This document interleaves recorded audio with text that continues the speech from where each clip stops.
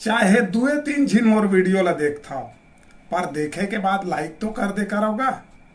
और कई झिन ऐसे हैं जो मन देखते हैं सब्सक्राइब नहीं करे हैं, वो मैं सब्सक्राइब कर दो। लाइक करे ले आपके अंगठा नहीं खियावे संगी।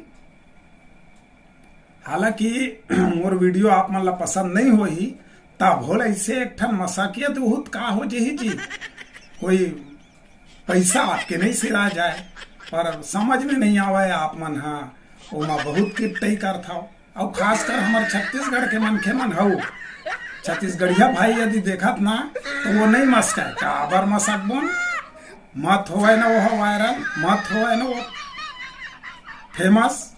तो हमार जो ये टंगिया के बेंट दूसर ला कहत रही बोन, अपने टंगिया के बेंट बनथन। कोई भी छत्तीसगढ़िया यदि कोई अच्छा उद्यम करना चाहिए ना तो ओला पंदोली नहीं दन, हम ओकर गोड़ ला ईंचथन, ओला गिराए कोशिश करथन, या वही रास्ता में एक ठन वीडियो बना के हम हकाबर नहीं वायरल हो जान ये रास्ता ला गोरथन।